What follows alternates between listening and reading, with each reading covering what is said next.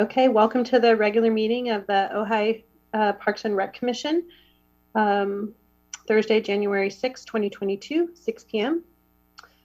Karen, would you like to lead us in the pledge? Okay, I'll try it. I'll try it. We have an image of the flag. There we go.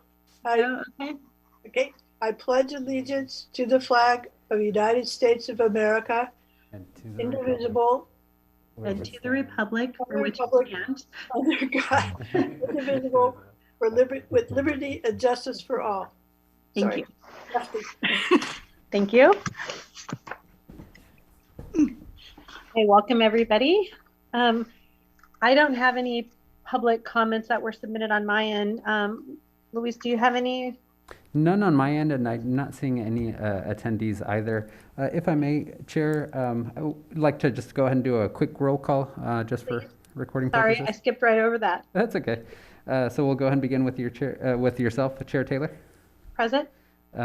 Commissioner Wilson. Here. Commissioner Firestone. Here. And Commissioner Ruff and Commissioner Ittner are currently absent. Thank you. Mm-hmm.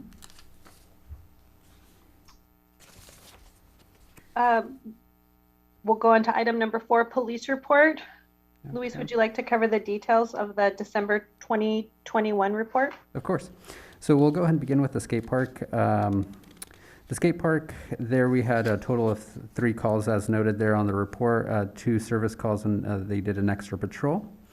For Libby Park, it was a total of 10 calls for service and 5 extra patrols. For Zero Zodi Park, it was a total of 6 calls and 1 extra patrol. For City Hall Campus, Clough Vista Park, Rotary Park, and Daly Ranch Park, they were unable to locate any calls for service or activity for the month of December. At the conclusion of the report, I did include information for the last 7 months. So we do show total calls of service, extra patrols, and arrests. That would be for the month of June, July, August, September, October, November, and December. And as we see there, the summer months were a little bit busier, and then as we went into the fall months, calls did subside a little bit there as well. Okay, I had a question, and Chair Wilson and Firestone, feel free to chime in, but I feel like the numbers are a bit skewed when citizens are using the Sheriff's Department to do their custodial exchanges and they choose to do them at a public park. It seems like it's, I felt like the purpose of the calls for service was for us to be able to monitor how many times the police department was getting called out for recreational purposes, whether it be an enforcement issue or a vandalism crime issue. I'm not sure that, I don't know. It just seems like that inflates the numbers when it really has nothing to do with recreation other than they're using that as a, they're on the perimeter of doing that. Those are typically done like at a car in the parking lot. So I don't know how you guys feel about that, but I don't really think it's a call for service for a recreational reason. What is it? What are you referring to? The custodian? So there's been consistently over the last couple of months since we've started doing this. What happens is that typically a custodial exchange is a mother and father exchanging their child, and they maybe have a high conflict matter, so they typically would do it at the police department, but sometimes when the children are young, they'll do it in more of a non-threatening setting, like at a park. But it's so that the 2 individuals exchanging the child don't get into any kind of, verbal altercation or physical altercation. So the deputies stand by while the child walks from one parent to another. It has nothing to do with recreation at all. And I just felt like it's obviously this particular set of parents are using a park consistently, and I feel like it skews the numbers for purposes of our report. Right. So it's not this is a service. It's that the a call for service as far it's sometimes they used to be called like keep the peace calls. Mm-hmm. Like I said, they are for a number of things, and it isn't totally uncommon for them to do it at the police station.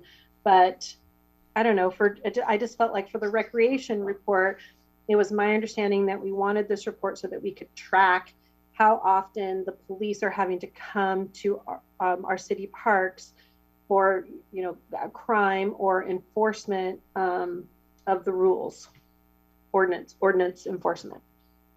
Yeah, and we could definitely go ahead and do that if the commission wishes. We could just solely focus on recreation calls, as well as like any graffiti or any vandalism. We can focus on that. That's kind of what just so that our historical data a year from now, when we're looking at, whether we need to add more staffing for enforcing, music ordinances or dogs off a leash or, people not getting their permits.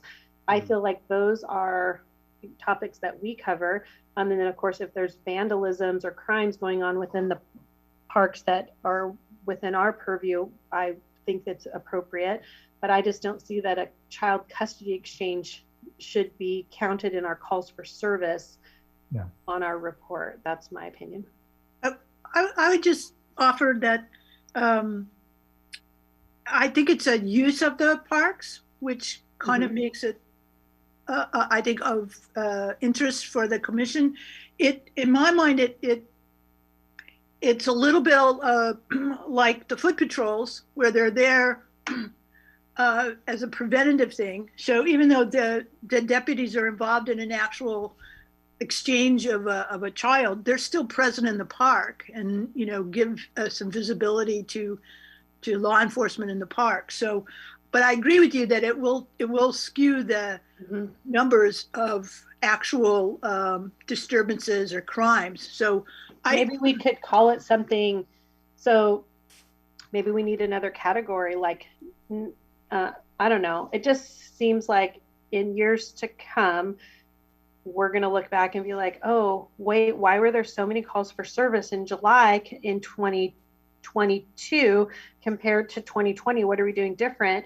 And then all we know is that they're booked as a call for service, and it implies that calls for services have increased, when the reality is that it's a couple, maybe they changed their custody schedule, and now instead of exchanging twice a month, they do it 6 times a month, and then it skews our data. That was the whole reason I wanted to have the historical data, was to be able to measure year to year problems, I guess. I think, excuse me, I think, having definitely the category of call for service or a report of crime, those should be all grouped together. And then these other things like maybe foot patrol and custody exchanges, and even I see a traffic stop, those kind of things that are sort of not recreation per se. Yeah. But how about this? Could we call it? Well, we can certainly agendize this. These were just coming up, but maybe just so I can put the title out there, we have calls for service, and then we have public services, like outside of our control, where they're utilizing the park for like a child exchange. Why don't we agendize this for future agenda items for next month, and we can just kind of talk about the format. We came up with this format at a meeting, I think in 2020, maybe. We could just talk about that. Yeah, absolutely. We could definitely add it to next month. All right. Other than that, I don't have any questions on the actual report.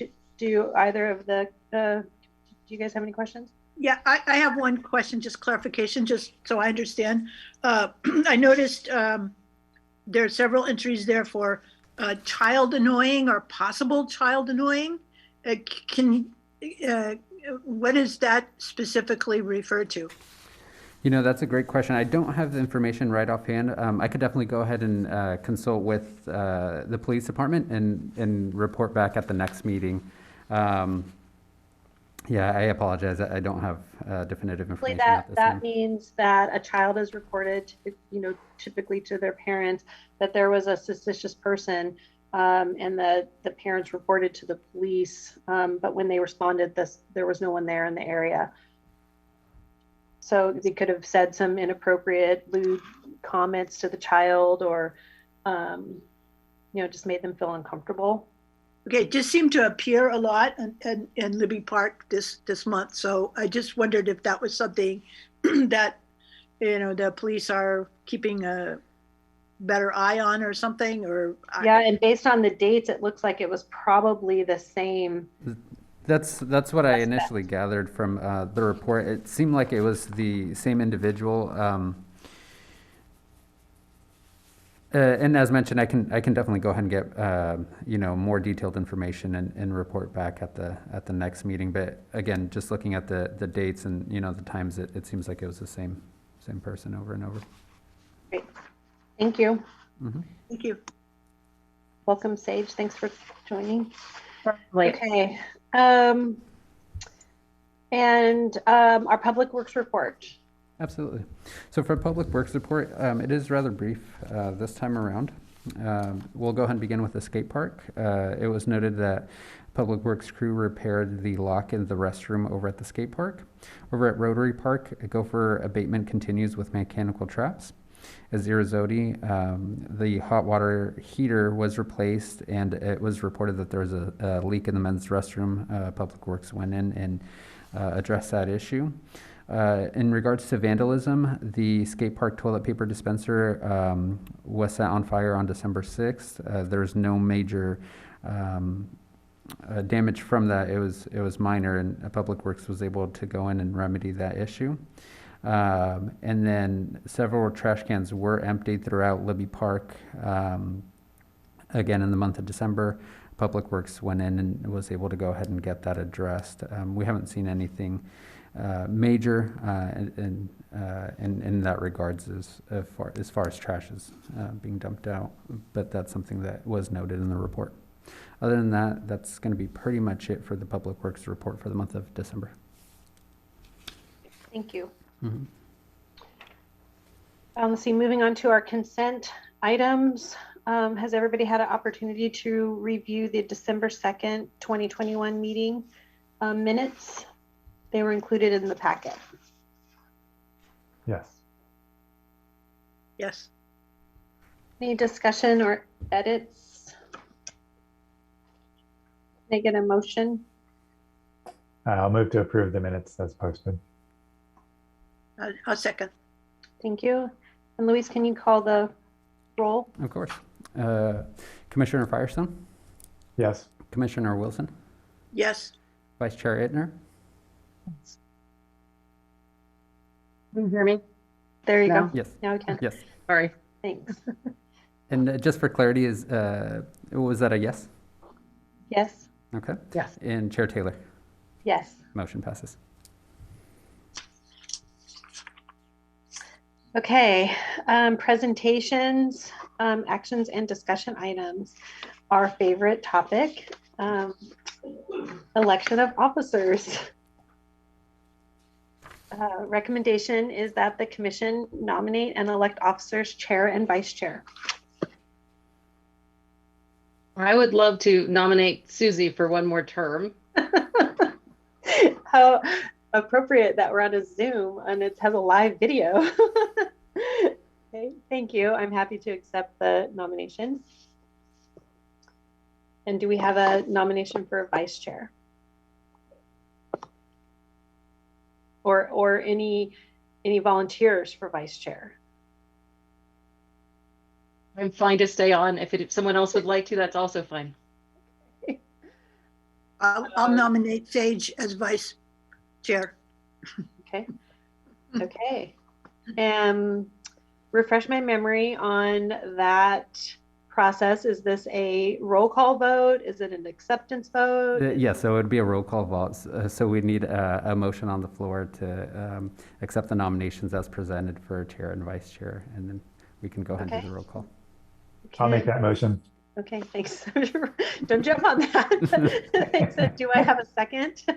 Oh, I'll second that motion. Okay, so with that, Roll call. okay, so we'll begin with Vice Chair Ittner. That was a yes. Yes, Yes. I think it's I saw a yes. Okay. yes. Is it slow? I'm sorry. So Commissioner Wilson, Yes. Commissioner Firestone, Yes. and Chair Taylor. yes. Motion passes. It's the easiest it's ever been. Wow, I know, Yeah. it was painless. Okay, thank you. Let's see, moving on to the skate park structure. We spoke about this last meeting and receive an update on the potential shade structure for the skate park and feedback to staff. I think we had requested some information on positioning and different effectiveness of the recommendation. So can you go over that, Louise? Yes, of course. So as discussed in the last meeting, the commission discussed the concept. The commission did raise several questions. Those questions included whether the color would fade from the material and would that be covered under the warranty, the placement of the structure for maximum coverage, and where the shade would, where the shade shadows would lie throughout the course of the day. Following the meeting, staff did consult with the Superior Awning representative who shared the following information in regards to the warranty. So the Solar Mesh does offer a 10-year limited warranty when used in its intended purposes, the shade structure and insulation. The warranty applies to the original purchaser of Solar Mesh fabric and protects against the fabric becoming unserviceable due to loss of strength from normal usage. The thing that it does not cover would be fading. So I think that was one of the questions last time around. So the loss of color can occur when exposed to UV light and again is not covered by the warranty. Minor imperfections, discoloration may occur over time. This warranty covers the fabric itself. The warranty does not cover normal care and cleaning from damages. In addition to this, the Superior Awning representative also noted that they do offer a lifetime warranty on the stitching. So that's something that they do above the Solar Mesh warranty that is offered. Staff also inquired about the shadow locations throughout the day, the course of the day with the Superior Awning representative. The representative indicated that they were not able to specify that information. So in efforts to obtain, where the shadows would lie, staff went out to collect data using a 12-foot pole and took pictures of its shadow throughout the course of the day. Based off of the data collected, new renderings were created, and as seen there in attachment C, it does show where the shadows would lie throughout the course of the day. One of the things I would like to go ahead and do, if it's okay, I'd like to go ahead and share my screen to go ahead and bring that up, and that way we can all see where the shadows are. Let me go ahead and bring that up here.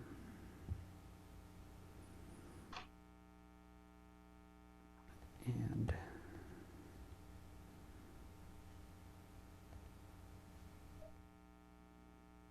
bear with me just one moment, please. Okay. While you're bringing that up to share, on attachment C, how it has the two poles and the different times, did you erect two poles and use temporary shades, or is that a rendering of what it would look like? That is a rendering of what it will look like.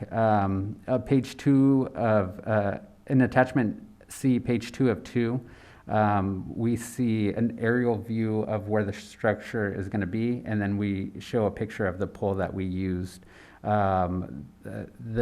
There's two pictures of the pole, not two different ones. It's the same pole. One of them is leaning against the fence, and the second one we can see our Public Works crew member holding it up. And that was taken for reference.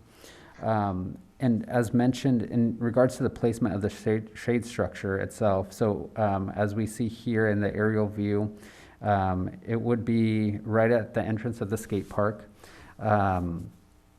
The structure itself would be installed on the outside perimeter of the park as to not create any hazards or obstacles for park goers. There would be a tension line running overhead, and again, it would be 12 feet high. And the shade sails, if we decide to go with the option of two shade sails versus one, that's where we see in page 1 of attachment C, we see all the different shadow locations throughout the day. So when we went out, the first photo was taken at 7:45 on December 21st. There are many shadows there that are caused naturally because of the trees surrounding the park. So that is reflected there at the first time under 745. We try to go out there, every 2 hours. It was a little bit difficult, but we were able to get out there pretty close to that time frame. So as we continue down, we see the shadows creeping throughout, out like onto the actual park. And as noted in the initial staff report, a light would be installed right under the material line for the evening hours as to not create any obstacles or hazards. So this here again is going to go ahead and show the placement of where the shadows are. Now this is simply an estimate based off of the data that was collected. Now shadows are going to vary based on the time of the day and the time of the year, as the angle of the sun will go ahead and shift. But this again was provided to show where they potentially are going to be. Now, refresh my memory on the complaint that we received that kind of started this whole dialogue. Mhm. Was it afternoon issues or just shade in general? I can't recall. From my recollection, it was just shade overall in general. If memory serves me right, the request from the member of the public came during the summer, and I think that's when a lot of park goers are seeking that shade, especially during the noon and afternoon hours. So that's how initially this request came up. And just to clarify, that there is no center pole, like how it's pictured in the renderings is how it would be, or would there be another pole? That pole would have to be in the center of the area? No, there would not be a pole in the center of the area. Essentially, the structures, so there would be 3 poles. So so if you could see here on my screen, and I'll just use this rendering here. So it would be pole A, pole B, and pole C. And again, there would be a tension line running in between those 3 poles. And again, those poles would be installed on the outside perimeter of the park as to not create any hazards for park goers. So it doesn't minimize the footprint of the actual area because they'll be on the outside of it. That is correct, yes. Okay. Now like very much shade at all at the 540 from 345 to 445. It pretty much disappears. Looks like. Or I guess not. It's just sort of it just shifts. Moved over. Okay. Yeah, it just shifts, and hard to tell on the pictures. Okay. Yeah, one of the things that I found very useful, and actually it was pretty nice to hear, is kind of to Commissioner Firestone's one of his questions last time around was in regards to feedback from community members. When we were out there taking these photos throughout the course of the day, I want to estimate we spoke to about 35 different park goers. And they were curious and asking what we were doing, and so we were explaining, and we received a lot of positive feedback. In addition to that positive feedback, it was another request that came up, and that was a bench. I was just going to say that. yeah. So that came up, and they inquired, and they said, hey, would it be possible to go ahead and put up a bench? And so we actually have a rendering here. Let me go ahead and see if I can bring it up with the bench that we created. And speaking with Public Works, we can go ahead and install the bench all within the same cost, or not the same cost, excuse me, within the $10,000 budget. Let me go ahead and bring that up. And again, this is just for illustration purposes only. The bench, of course, would be to scale, but essentially what staff recommends, it would be installed to the right of the larger boulder. So that way park goers have an area to go ahead and sit, and same thing for parents that are there with their children. Imagine people probably sit on the boulder as well, right? Mm-hmm. Yeah, they do use the boulder. There's 2 boulders in the parks, and so both of them are utilized. There is a bench outside of the park, but it doesn't. It wouldn't. It's not as used as frequent as if we were to go ahead and install one inside the park. Okay. And then to address that issue of the fade, what was the color that staff had or that the vendor had recommended? I can't really tell. I actually printed in black and white, so I can't really tell. I was curious what color had the most, potential for fade. Seems like picking a lighter color would.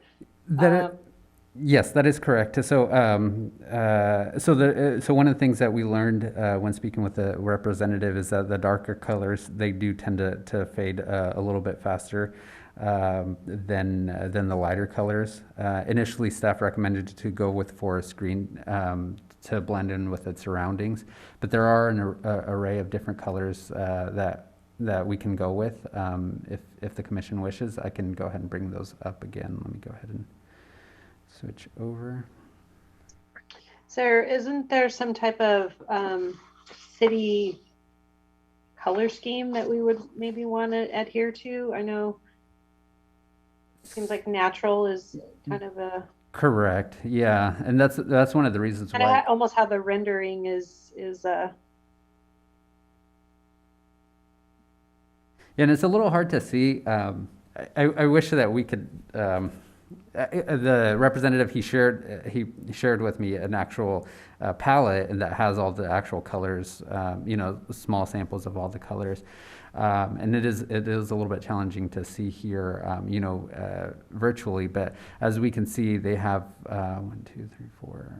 16 different color options to go ahead and choose from. Sand would be a good option as well. So over at the recreation department, we do have the shade sail and sand color as well as the forest green. So those would be two good options to go with. Again, the representative did indicate that darker colors, more specifically like the reds and the yellows, those are the ones that he indicated that he noticed that would fade sooner. Cactus, this one just right below here would be a good option as well. That's in between the sand and the forest green color.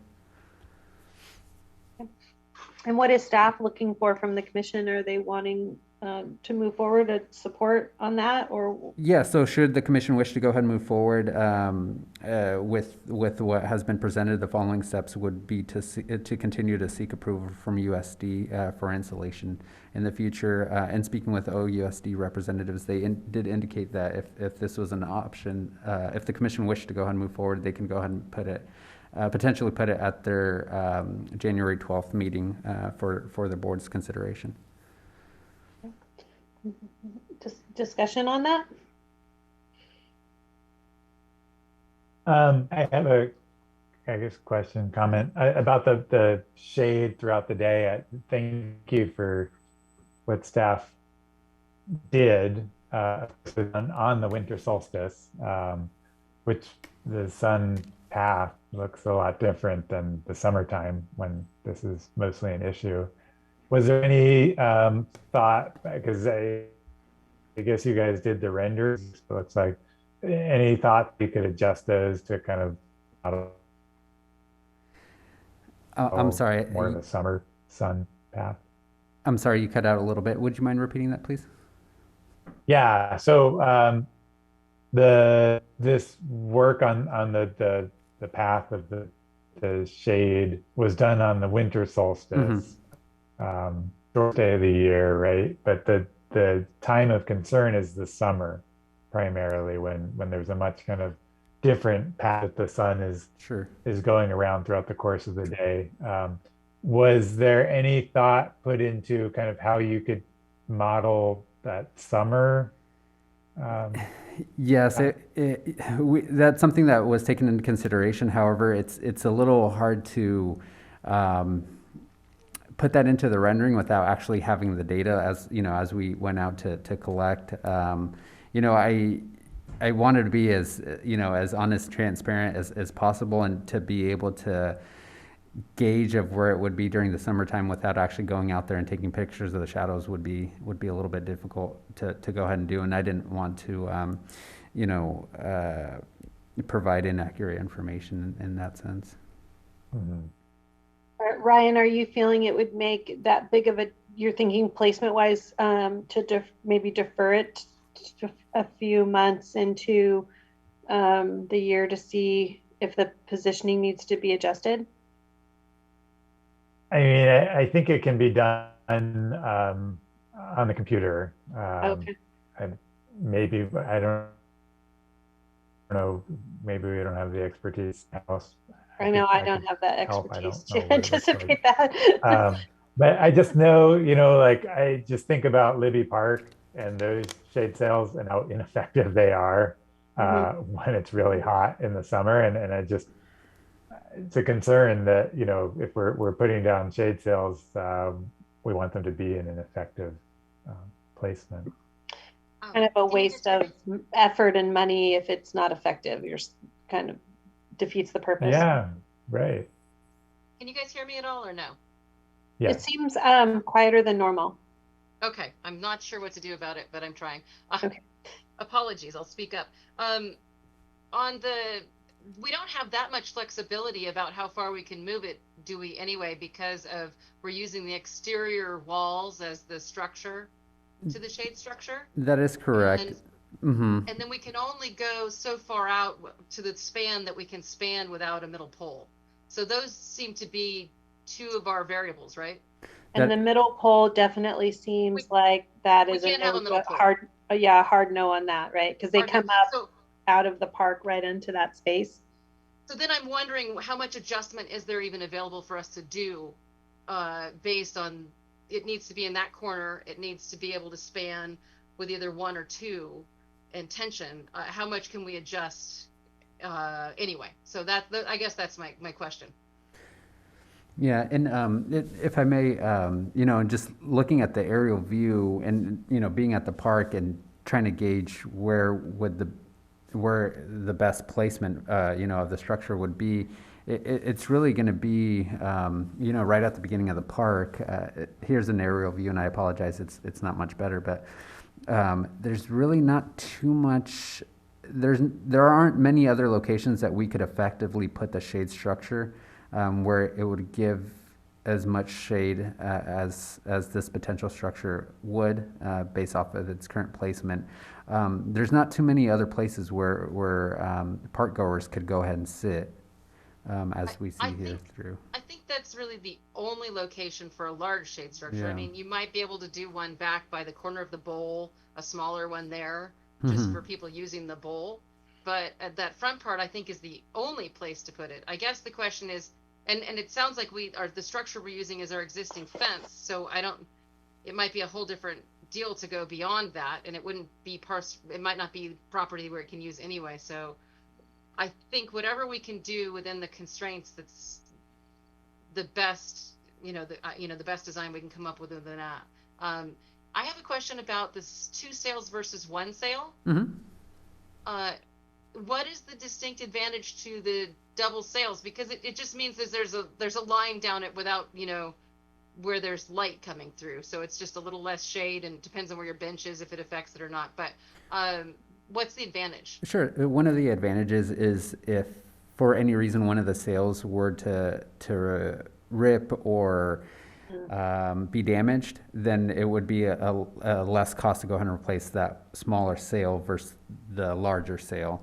The initial cost, the difference between the 1 piece versus 2 piece, the 2 piece is actually $250 more than the 1 piece. But down the road, again, if the sail is damaged, it would be less expensive to replace the smaller, a smaller one versus one large sail. Okay. Then I definitely prefer a lighter color. I think for me the sand would be the preferred color, also because it's going to reflect. And darker is just going to, it just makes more sense a lighter color to me. And you said we have a sand at the rec center? That is correct. We have the forest green and the sand color. We have both.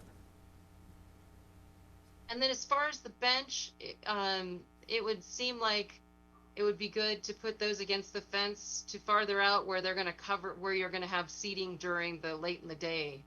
Because your picture for 445, that bench is going to need to be almost to the next rock to take full advantage of whatever we're looking at on this one. I don't know, at different times of the year that will change, but just so that because everybody sits on the rock Hmm. now. And then the other question is, could we fit 2 benches against the fence tied up against there? We can definitely explore that concept of doing the 2 benches. Initially, I want to say yes to that. That's not going to Could we be an wait issue. until summer to place them permanently? I mean, I know they probably need to secure them, and it goes in the. I imagine they go into the concrete. Correct. But I don't know. That seems like a waste to put a bench in there in the summertime when we know it's going to get high use when it's not going to be under the shade. If that's possible, I don't know. Or Yeah. One of the things, if I understood correct, one of the things that we could go ahead and do is begin with the shade structure, and then during the summertime, look at the best placement for the bench. Is that what you're indicating? that's what I mean. That just seems like it makes most sense if we're going to move forward with bench placement. Yeah. Unless we know one of them goes right in the middle. I just think it would be silly to have shade to the east and not move the bench, far enough down to take advantage of that afternoon. And I think 2 would be good. So then it isn't about totally the exact right placement. Mm-hmm. How wide is each segment of chain link? I don't have that information right offhand. I just because that, I mean, if you could do 1 into each of those, but I don't know what lengths that comes in. But Yeah, I mean, if I were to estimate, they're probably about like 10 to 12 feet. We could definitely fit. I shouldn't say we could definitely. I estimate that we can fit 2 benches in between the 2 boulders easily. But to Chair Taylor's point, I think it would be a good idea to go ahead and begin with the shade structure and then move onto the benches during the summertime. That way we can go out there. We can look at optimal placement and then proceed from there. Because where is the other place? Is there another to the west? Could you put another bench there? Is there space to the west of that large rock? There is, but it would be a minimal spot. Let me go ahead and bring that rendering up once again so we can go ahead and I'll look at it together. Or Sage, are you saying the only place you think it can go is between the 2 rocks up against that? Well, I think it could go against the chain link fence. Mm-hmm. Then it's not an intrusion. East of the where it's showing there, if you could get 2 of those between the rocks. Oh, yes, absolutely. Yeah. So and again, this is this rendering, the rendering of the bench is not to scale. Apologies. It was more for illustration purposes. Yeah. So what we would go ahead and do is we would go ahead and put it right up to that fence line to provide as much real estate as possible for park goers to enjoy the facility. And again, I offhand without knowing the exact measurements, I would be confident in saying that we could fit 2 benches in between the 2 boulders. What's the fiscal impact on the second bench? Are those something that the city has on hand, or they build, or how No, does that so work? we'd go ahead and order them. We actually have we have one on hand, which is what we'd go ahead and we'd go ahead and install. When speaking with Public Works, I didn't get the exact figure, but it was roughly about $500 for the bench. Oh, wow. Okay. Well, gosh, that seems really, really reasonable to be able to put 2 there. Then maybe it doesn't really matter. Then I thought it was a lot more than that. So that seems really reasonable to me. Okay. And it sounds like if we were going to put 2 in, they can only go between those 2 rocks. Is that right? I mean, there's other placements throughout the park, but that would be the most ideal between the 2 rocks. Right. To be clear, unless something has changed, spectators are never supposed to be in the park. I think it's within the rules that if you're in the park, you need to be actively skating. It was always intended from the beginning that there wouldn't be. I mean, I know that people go in there and do, but I don't think we are planning for that because that isn't what our. It's not what we've set out as the parameters for use of that space. People inside are supposed to be skating. That is good. Could you hear me? I'm sorry. Now? Yes. Yeah. Yes. Yeah, I can hear you. I mean, I would argue against putting the shade structure in the park. Well, no, it's for the skaters. And if you look, there's often skaters there who are there with their boards, taking a break and congregating on that rock as it is now. I think it absolutely makes sense to have shade for the skateboarders. I just want to be clear that our the way we've written up that you're supposed to only be inside if you're actually participating in the sport, which if you're waiting with your skateboard on the side is participating. But it is it You're was saying never like intended not for parents for, to sit and watch their kids. right, or for other kids just to sit there because of this. It's a safety issue. You don't want people wandering around the park to. So I guess as we talk about possibly putting benches in other areas, I would say that might be of concern, because if we did that, it might be inviting people to go sit in those areas. Okay. So should we start with one and then see how it gets utilized, and then we can bring it back if staff feels that's something they want to that's getting utilized and they want to pursue, to add a different one, add a second one? I think 2 in the front area right there where the shade is great. I just meant if I don't think we probably should add them to anywhere else, throughout the park. Oh, okay. Okay, just for clarity for me, are you indicating that 2 should be installed outside the perimeter of the fence, or as it is currently shown in the rendering? I'm open to. I think it's great to go back after we have the shade up, and I think it is a good time to revisit where would be best to put them. Yeah, I would definitely agree. I think that it may be best to go ahead and begin with the shade structure, and then back to Chair Taylor's point is assess during the summertime, see where the optimal placement would be, and then proceed from there. I think it would be good as we move this forward to call out that we are looking to have benches in the future as part of this, project, but that we not initially. And then I actually think it would be nice if we could put another bench outside for parents and people like that, a little closer than the one that's closer to the restroom. Sure. If it's possible, but that's a future. I mean, it doesn't need to be part of this project right now. Sure, I think that's definitely a good idea. Okay, any other discussion? Yes.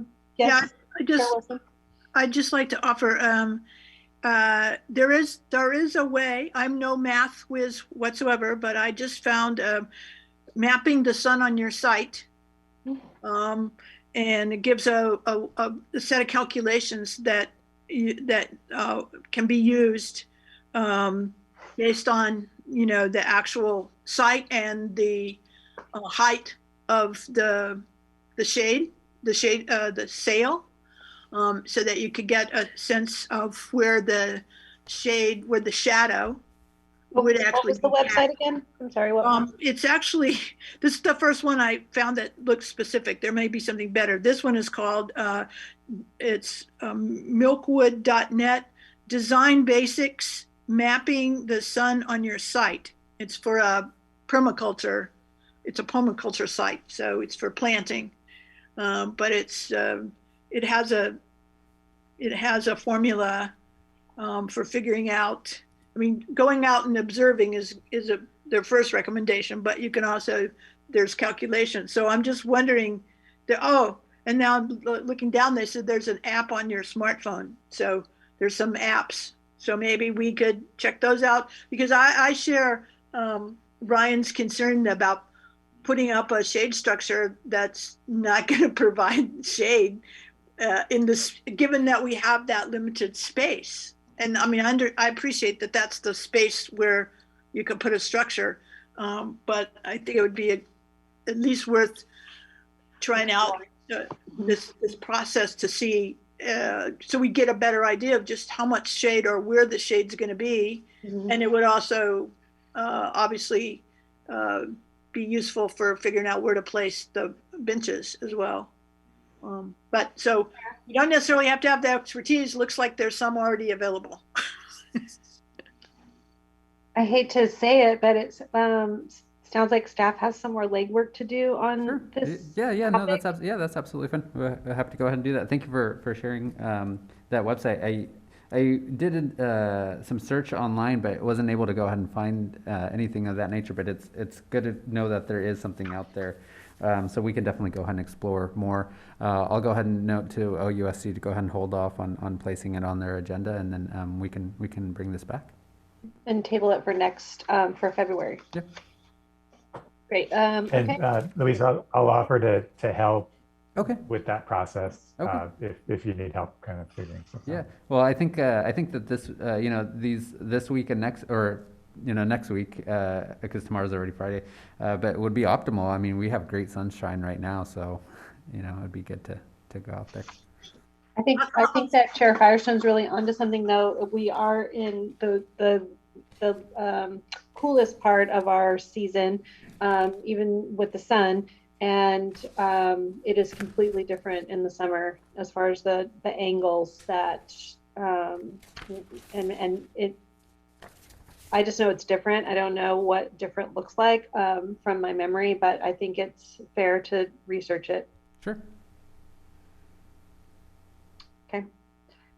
Okay. Anything else? I just sent you the site. What's that? I just sent the an email with the site link to Oh, Louise. thank you. Oh, thank you. Thank you. I So think we'll table it to our next meeting? We'll table it till our next for February. Is that what we're doing? Okay. Well, I mean, I don't know that unless you want a motion for something else. I mean, we can defer the final, if we're set on, if we can, if we want a motion to approve it with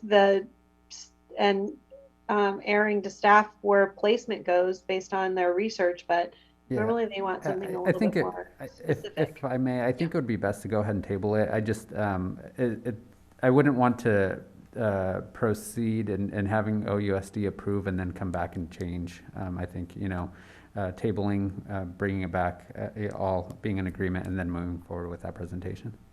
Okay, that's fair. Okay, so moving on to, let's see, 7C, subject enforcement of dogs off leash in parks. Recommendation that the commission discuss the city's policy of dogs off leash in the city parks.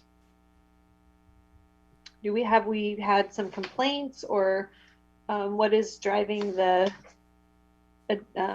agenda? So this is. Oh, go ahead. Go ahead.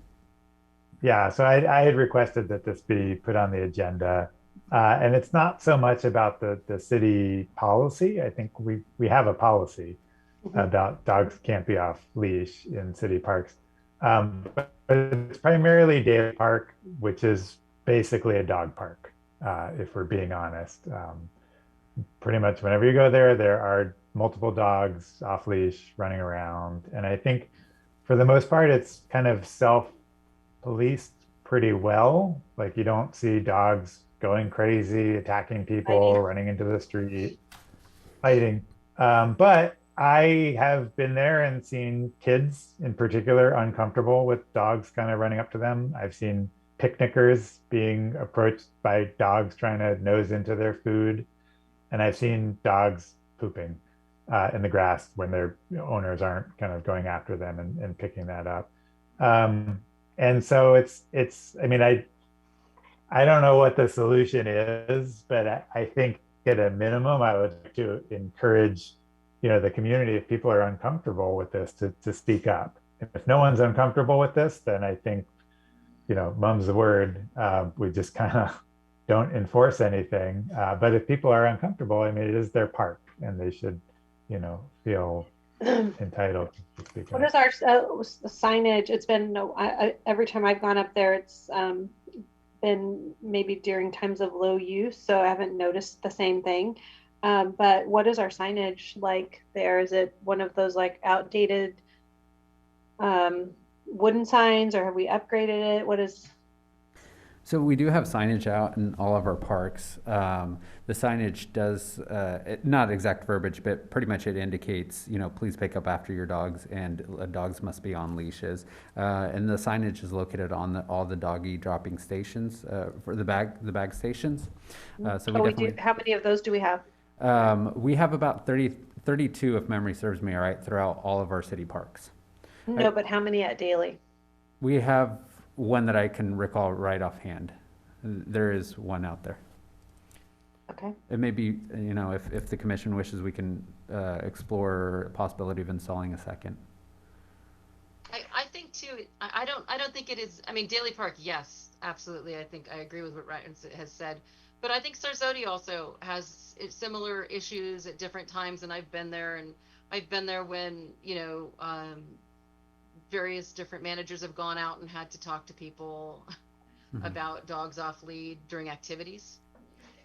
Where there were people, there'd be dogs off leash, and they were having active recreation there. So I think, yes, Daly is definitely its own deal, but Sarzodi, I think, has issues with off leash dogs as well. Yeah, and I think like what I've seen at Sarzadi is it's usually individual dogs, so it's certainly an issue. It's I think it's a different kind of issue. It's Yeah. It's not a group who's organized to come together to do that. Yeah. Yeah. And I can go ahead and note in regards to staff and interacting with park goers that have dogs off leashes, whenever we do encounter them, we always share a reminder, please keep the dog on a leash. But it's, if they're completely on the other side of the park, it's, staff, I want to be completely honest, staff isn't going out of their way to go to the other side of the park to remind that individual. But again, when we are, walking next to, because we do rounds throughout the parks, we do reminders for folks with their dogs off leashes. Well, in my And I also experience, think things are based on, enforcement is typically generated. We always are out there educating, and then enforcement is typically generated or heightened based on complaints. And so maybe something to keep track of is the number of complaints coming in. Are we getting those complaints? I know you guys live closer to that park, and so have, much better grasp on the usage than I certainly do, or probably any other person that's not living in that area. Maybe a comment box too might be something that, like a comments, not to encourage just complaints, but like a suggestion box that would be available for like the next 90 days or something, to see how our people want that park used, that are actually using the park. Those are I think the use is, I also think the use is somewhat determined by what's already happening there. So you would get suggestions if from they're people who are already discouraged there. if they're not a dog person. Yes, but they, that kind of thing. Who are we suggesting they complain to? Well, it would. I don't know if everyone would even know where to complain. Well, that's what I'm saying. If we had like they make like a metal drop box where you can have a little comment, almost like how they collect the user fees at Soul Park. There's like a envelope that has pre-filled out information. Maybe you can leave your name, maybe you can't, and you can drop them into a little box, and they can be collected weekly by staff to review. And I'm just trying to figure out a way to get the information, like we want your feedback type of a thing, or I don't know how else we're going to determine on if it's an issue. If, like you said, if the majority of the people are wanting this, maybe the direction that we need to be looking at is fencing it off like they do at Soul Park, and making it truly like a dog safe area, so that people can anticipate that it's, going to have loose dogs in there. I mean, that can certainly be something that we talk about. I also think we need to look at the size of the park and the location for intensity on it, increasing it, right? Intensive use in that kind of neighborhood situation is a question that would have to be asked right away. But I think the other question though is, if people do want to complain, are they to complain to the rec department, or are they to complain to? I mean, who's the enforcement? Who is? We talk about enforcement and rules, but who would enforce this? Well, this is a twofold issue, because we not only do we have a city ordinance, that there is a leash law that can be enforced by any of the animal regulations, or even the sheriff's department. They're empowered to enforce that as well. They typically just don't. It's such a low level crime in my experience. They just don't do it. It's just not high on their list of priorities, because there's not an incident that's like I said, incidents tend to, if there's an uptick of incidents, then there's an uptick of enforcement. It's no different than, speeding. If there's not a problem, with causing safety concerns. They're just not out there doing those types of enforcements until there's a problem. So I hate to put our staff in an enforcement position when that's really not their area of expertise. They're more there to educate. I don't know that they even have the lawful authority to write a citation. I'm not totally sure on, Luis, what is your Correct. No, what are your no, staff we empowered to wouldn't be do? able to write a citation. However, we do have a code enforcement officer, and that's who would go out. That code enforcement officer is, available throughout the week and weekends. But as mentioned, as I think I may have mentioned this earlier, but I believe that enforcement begins with education, right? Is, going out with, different flyers and, sharing, hey, these are the different rules in our parks, and going about it that way. And then if it becomes an issue, then, that's when we can look Address into it. further enforcement. Yeah. What about having something like, this is not a dog, words to this impact, like this is not a dog park, but there is a dog park located at Soul Park for this type of activity, kind of deferring the same, usage to where it's appropriate. Yeah. I don't know how, laminate something and put it on the bag stations, something like this. Daly Park is not a open dog park. Please respect the residents and follow the rules, or words to that effect. If you and refer them to the dog park if they want open dog recreation. Yeah, we can start with some signage, because it sounds like the people who are familiar with the usage are recognizing that it's being misused. I think is really whether it's dog park or whatever, the park itself is kind of not being used as it's intended. Is that really the issue? Is that to me? Or to Ryan? I mean, I just know you guys are really familiar with the park and you see it. So whether it was a dog off a leash or people playing, a live, having a band without a permit, right? It's not being used as it's intended. And so why not try and redirect that usage to where it's supposed to be? Soul Park. No, I would agree with that. I think it's a great starting point because it is an education piece. I would tell you from personal experience, I don't think anyone's confused about the leash law. I would agree. When I have occasionally asked people to but they're not unaware. It's a behavioral choice. Not even everybody comes with a leash, to put it to that degree, which I find personally problematic. Yeah. Well, and I think that we can do our part in encouraging appropriate use. I don't really think it's fair to staff to put them in a position where they move out of education and into enforcement. That's, what law enforcement's there for. Maybe we start with some education and reminders, and then maybe just, can we task staff with doing some public engagement and really talking, spending a few days talking to the users and just interacting and doing that boots on the ground type of contact, and see, are people being negatively impacted by others' choices? Yeah, we could definitely go ahead and do that. One of the things that we do from time to time is we visit every park, do an assessment of, the trees, making sure that, there aren't any hazards or anything of that nature. So when we're conducting those checks, we can definitely go ahead and engage with community members.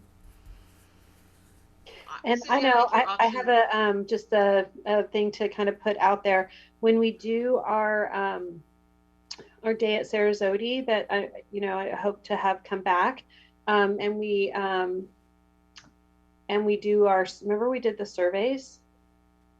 Can include something in there about park usage. Like, we could frame it so that we could get the data to see it, are more people being discouraged to go there because of others' choices, specifically related to dogs, or is it not an issue amongst the masses? Something like in that forum. Yeah, I think that makes sense. I mean, I think that's the thing is like if this isn't a big nuisance to people, then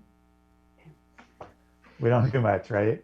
But if it is, if it's discouraging people from using the park, then yeah, we should do something about it. Okay. Maybe Louise, can you have it put on your agenda at your staff level to just have discussions to have some more awareness around this potential topic? Sure. And if they do come across people with concerns or complaints or questions, that they could maybe you could have like a log of that type of stuff, so we could just do a little bit better job tracking on any concerns that are being brought to the public. Yeah, absolutely. And if I may, I would also like to go ahead and share that the city has launched a free mobile app. It's called My Ojai, and residents can go ahead and report, various issues, and that would be one of the avenues that community members could go ahead and use to share any concerns in this regard as well. But yeah, absolutely, we can definitely put it out there. Can I make a suggestion, possible motion? I'm not sure yet. Discussion around making does the city have some type of sticker, or could you make a laminated, I hate to see a bunch of signs that don't go with our design, but something to put on the, they probably have like a QR code, I'm guessing, that they can scan to download the app. Could we make those available at like the dog Stations? tag stations, or in the skate park would be another place to have that. Maybe at the restrooms at Libby, that we could get some like a bulletin board QR code thing going. Yeah, we could definitely go ahead and do that. Do you need the commission to really weigh in on that, or is that something that No, that's something that we can do at staff level. Yeah. That would be really great. And then the city, I assume, if they were to get a complaint about park usage and dogs off leash or whatever it is that they're complaining about, that would filter back to you. That seems like a really good idea. Shelf Road, is that city? No, Shelf Road is outside. Shelf Road is outside. That's the county fire road. Yeah, outside. A part of the unincorporated area of the county. That's what I thought it was, but I just wasn't certain. And the top, even at the part at the top of Signal, because definitely I know as that is an issue. Dog off leash on some of the trail stuff is significant. It really is a owner choice, and it is just it's amazing that people who should have their dogs on leashes because they're ill behaved and pose a danger to others are the ones who are the violators, and they have no regard for that. And it's no different than someone driving at unsafe speed. It's just it's just a lower level crime until there's an issue. So it isn't just us. That's right. It really is everywhere. And it's been a long-standing issue in my career of 30 years. It's always been an issue, one that I've yet to figure out how to solve. So just know that it's not just us. But that doesn't mean that we shouldn't do everything that we can to encourage appropriate use of our facilities and put the information out there so that the public feels that we're doing our due diligence and enforcing those rules appropriately. Okay, any other discussion on that? Thank you. I do like your idea though for a possible sign, just redirecting people just in case they don't know that there is an actual dog park. I think that's a good positive. Yeah, because maybe they don't. I mean, it is, out there, and unless you've driven through, there's no signage at Soul Park unless you actually make it to the dog park and realize, oh, that's a dog park. So, okay, and then 7D, recreational programming enrollment data. Okay. Luis? Perfect. And so with this, you're on the hot seat all night tonight. Well, this one I'm actually going to go ahead and refer to Weston. Weston's also joining us, and he's going to go ahead and share an update on our program's capability and how we track those enrollment numbers. Oh, Weston. Hi, everyone. Hi, Commission. Hi. I have the requested update on our registration system. So we are contracted with Active Network Incorporated, which is commonly referred to as ActiveNet. in our rec world. And these services provide us to register participants, process payments, and track enrollments. ActiveNet is an online system which allows community members to conveniently access the department's programs, activities, classes, and more, and to register and pay. In addition, this program allows staff to send emails, reminders to registrants, notify them of any scheduling changes, and has the ability to track various data and provide numerous reports. A longer list of these capabilities include financial reports, payment data, participant communications, like I said. Facility rentals is also another feature. Customer information. And what was requested, what it doesn't do is that it has these many capabilities, but it does not differentiate between repeated participants of a specific program area versus total enrollments, which is what was discussed at the last meeting. So in order to achieve this, it takes staff to decipher these manually. So printing out rosters and separating them, taking some staff hours. Staff hours, that sounds pretty labor intensive for each activity. It is. It would be. It does. So can I ask a question? I'm sorry. Absolutely.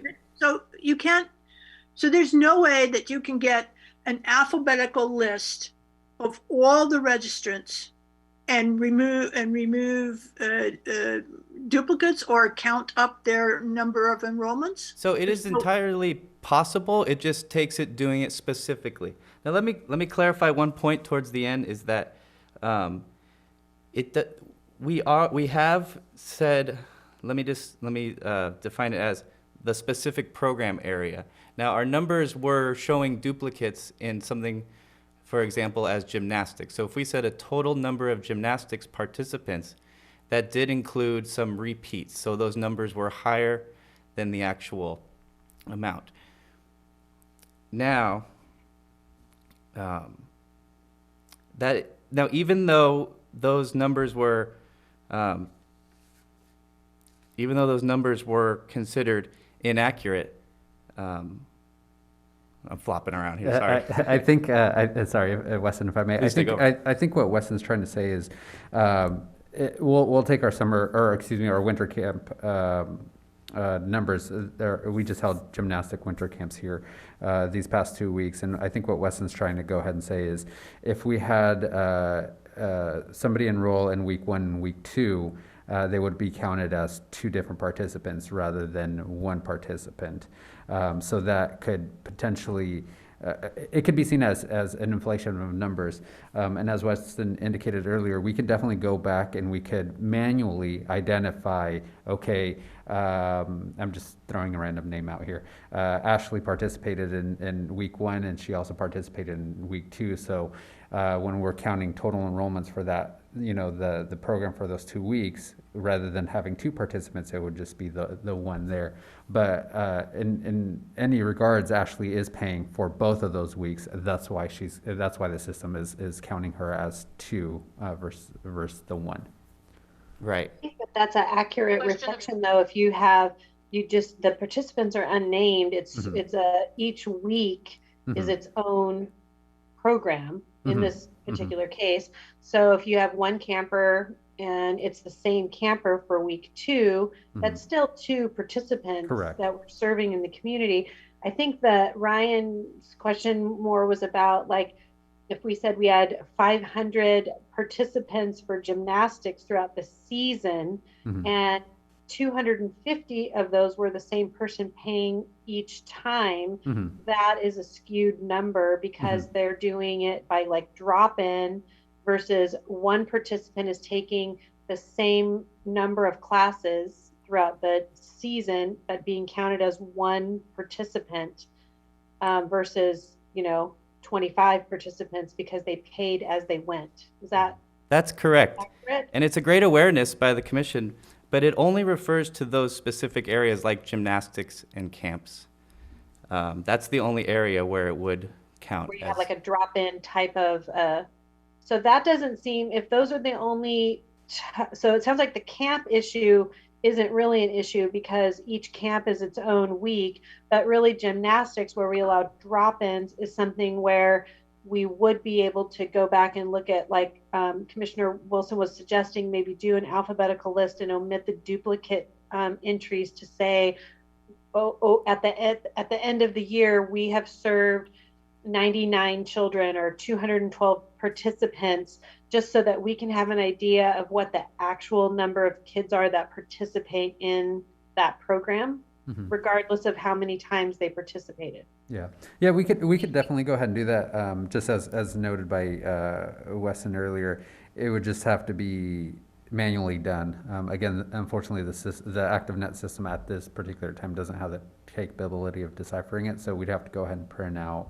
various reports, and then But just for that one activity, the rest of them are all booked basically by the week or the event. Is that correct? Correct. Yeah, but we do have multiple sessions throughout the year, so we'd have to go ahead and print out all those different sessions to get an accurate number at the end of the year.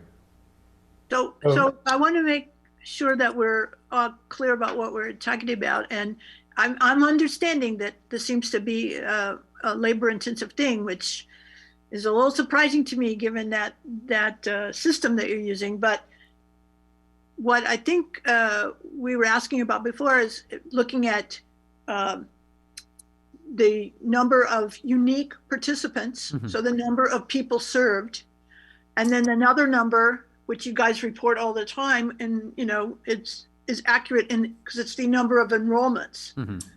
Okay, so two separate categories enrolled in a bunch of different things or multiple sessions of the same thing, and that's essentially a revenue marker, right? Because those are usually at least people are paying, but getting the unique participants is I think important, because it's the only way to really figure out what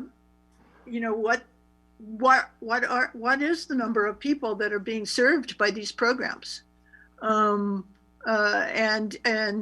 that could be important information for lots of different reasons. So I don't know, I'm a bit surprised that there's this management system that can't give you unique participants, and not by program, just individual people.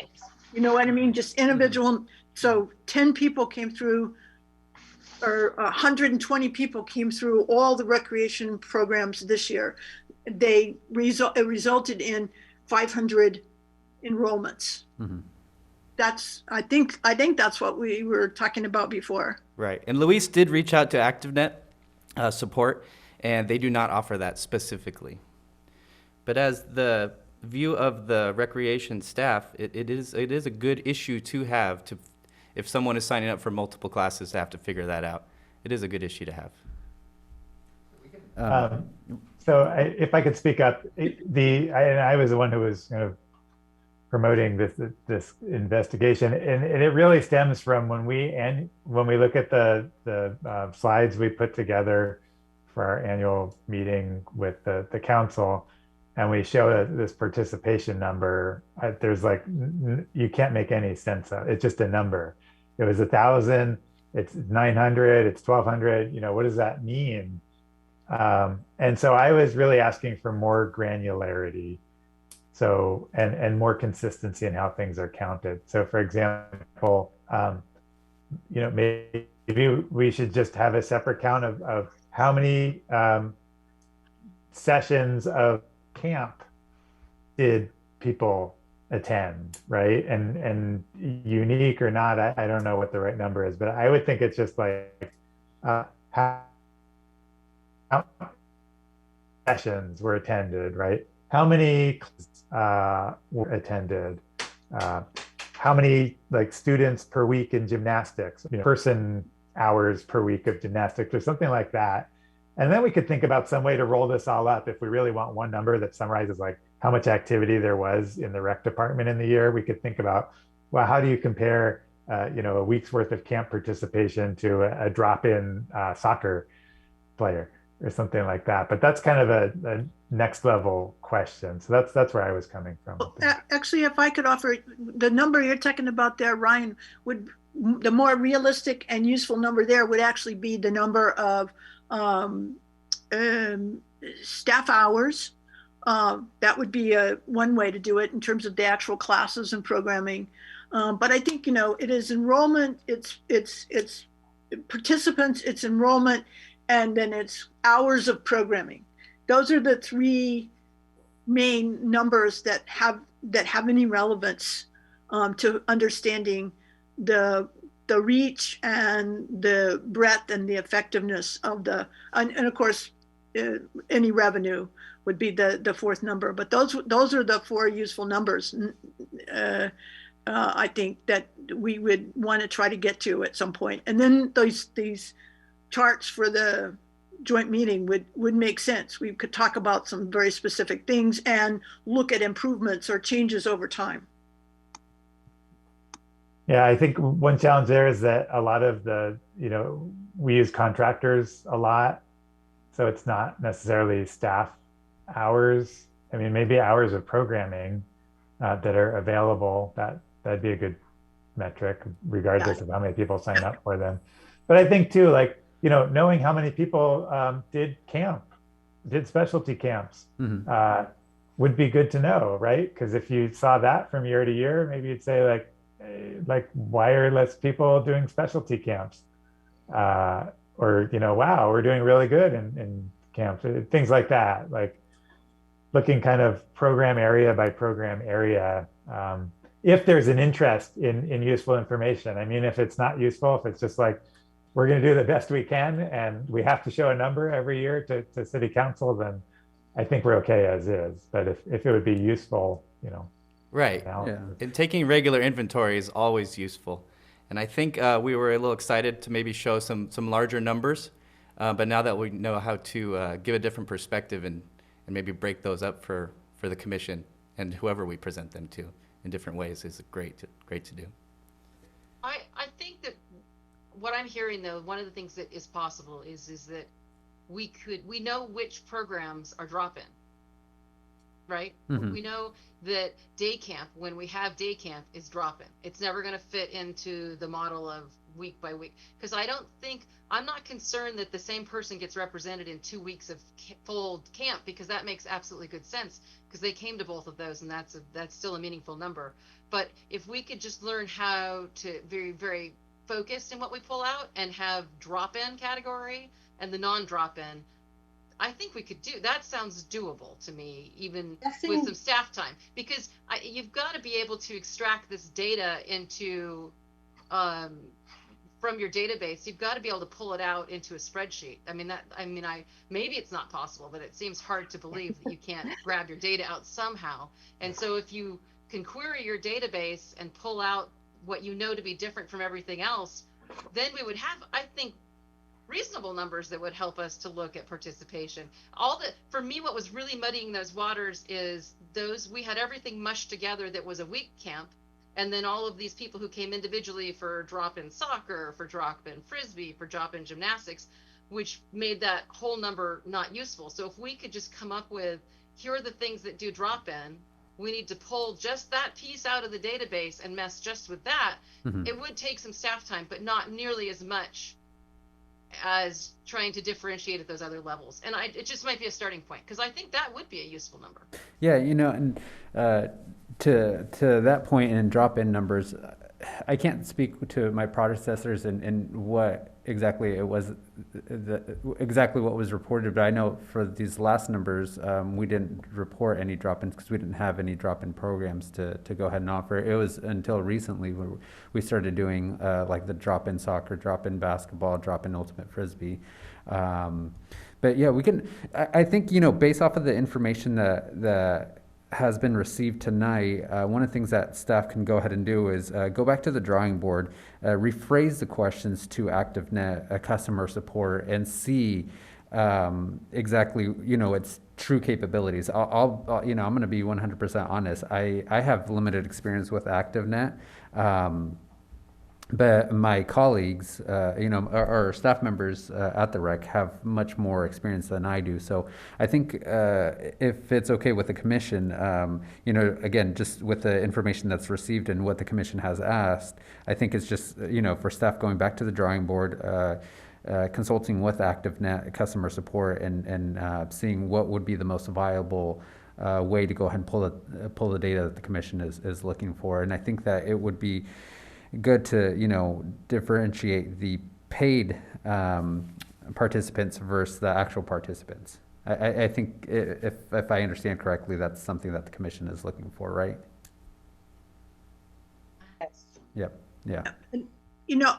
Louise, I offer, if I can be of any assistance in any of this conversation or doing this, I have a lot of experience with a lot of different database software. Yeah. And I, in fact, at one time worked for the originator of personal computer databases. So I've been doing this for a long time. So if there's anything I can help with, let me know. Yeah, absolutely. I think if the commission is okay with that, I would definitely take you up on getting some assistance.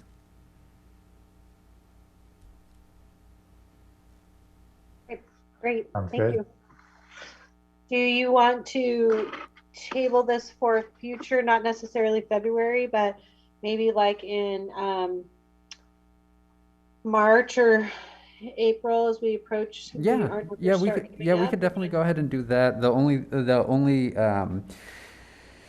concern that comes straight to mind is our March meeting with council is how do we want to go ahead and present? Do we want to go ahead and move forward with the information that we've already discussed in the slides, or do we want to go ahead and try to mold it to with what we're discussing this evening? I think it's fine to go with what we have. I think this is kind of a longer term thing to kind of come up with some better tracking metrics. Okay. Sounds good. Sounds like a plan. Great, thanks. Uh-huh. Okay, moving on to item number 8. Sorry, I know it's kind of been a long meeting. Recreational report. All right. Recommendation to receive the report. Okay. Has anybody had an opportunity to review it? All right, I have the department update. Oh, COVID. I'm sorry, I thought it was in my packet here. Wait. It's a verbal report. Yeah, verbal report. Thank you. So we continue to offer our COVID testing with no change in report from the last few months, but I will read it. We continue to offer testing at Sarzati Park Monday, Wednesday, and Friday from 9 a.m. to 3 p.m. Testing is available to the public, including to those who have the slightest suspicion of having COVID-19 or have been exposed to someone with it. You do not need to have health insurance to get tested. However, if you have health insurance, you will be asked to share that information. Pre-registration is strongly recommended. A future update, there is anticipation of additional days being offered by COVID Clinic at Sarzati Park. Due to the recent high demand, they are looking into the staffing and service capabilities of operating Monday through Friday at the same time from 9 a.m. to 3 p.m. At the Boyd Center, programming continues, such as social skills, Aikido, Kung Fu, Mandarin, and Art with Robin. For adult and youth, they take advantage of our facility during the week, as well as gymnastics and soccer lessons surround the Boyd Center outside in the grass each week. The park and center are vibrant with our community activity and residents taking advantage of our amenities. For outdoor rentals, field use rentals are consistent and full, but one good thing to note is with these winter night hours, our rentals with light usage are being used a lot, nearly up to capacity for our grass and during the weekday nights, and it's nice to see. Picnic area rentals continue during the winter season, and our reduced cost field use user groups continue to offer lessons outside.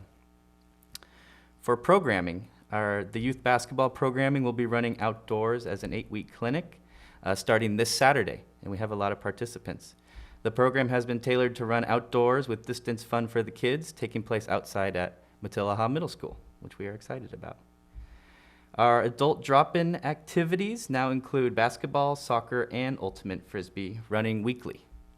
All adult drop-in activities have a fee of $3.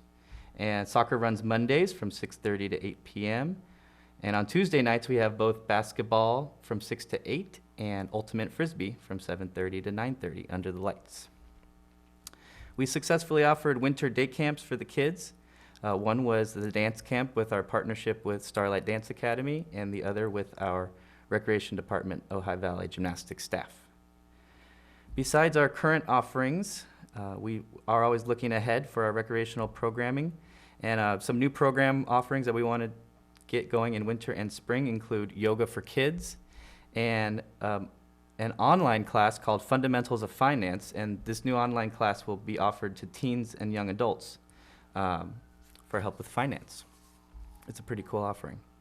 Developing the activity guide for spring programming is also coming up to be able to print it and mailed out to residents. We expect kids' movie nights at the Boyd Center. They're scheduled to begin in March of this year. As far as that, just some values and goals. We are maintaining and updating our facilities and public presence continually, and we are staying motivated and dedicated to our recreation and leisure services, which create community through people, parks, and programs. And that's the end of the report. How is the current surge impacting, what's going on with our programming? Are we anticipating more restrictions with what's going on? Not at this time. Knock on wood, right? we haven't noticed any impacts. In fact, just kind of touching on something that Weston said is our basketball program. That actually we have a pretty good number of participants. Last time I checked, it was right around 85 participants for that.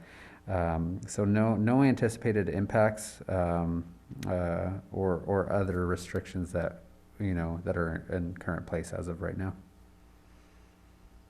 Thank you. Mm-hmm. Any other questions or comments? No. Okay. City Council liaison report. Do we have a report from Councilman Blatz? No, not this time around. Commissioner reports and comments. Any reports or comments from anyone? Just quickly, I wanted to say that I've heard positive feedback about drop-in basketball and Frisbee. So people Nice. are Thank you. excited to be Thank you able for to sharing. participate again. It's a lot of fun to see people taking advantage of those. The drop-in basketball, the first day that we had it, we probably had 40 participants out there. As time's going on, there's a little less, but this last Tuesday we had probably about 25 or so. So it's a pretty good number of participants that are going out there and taking advantage of it. And it's same thing for the ultimate Frisbee. Our first session was actually just Tuesday because of the rain. It was postponed until this Tuesday, but it was a lot of fun seeing people take advantage of that and playing out there. I'm not gonna lie, it was pretty cold, but they were out there in full swing and they were having lots of fun. So that was neat to see. Okay, and in addition to the future agenda items that we have listed on item 11, I know we noted some throughout the meeting tonight. Do any of the commissioners have some future agenda items they'd like to add? I'd like to bring back a report on the multi-sport court. From staff or up for discussion? Yes. You'd like a staff report? Okay. Louise, can you add that? Yep, of course. And then I think we discussed there was going to be, help me out, Louise, there was something going to council and we said we'd bring it back for the February meeting. Yeah, was that the policies and procedures or was correct. that? Policy Pickleball. procedures for outdoor recreational use. So we'll go ahead and bring that back at the February meeting. And that included some discussions on pickleball, is that correct? Because we haven't had a report on pickleball in quite some time. We can incorporate a report on pickleball. I think the concept was the noise on outdoor courts, but yeah, we can go ahead and do that. Yeah, I'd like to have that on discussion for next week, just to talk about where we're at and if we Sure. need to make plans for more or less or whatever. Okay, anything else, commissioners? No? That's it? Okay, well, we're off to a great start. 2022, here we come. I'll adjourn the meeting. I have 7:30 straight up. All righty. Thank you, everyone. Thank you. Thank you. Good night. Night. Good night. Night, everyone. Night. Night.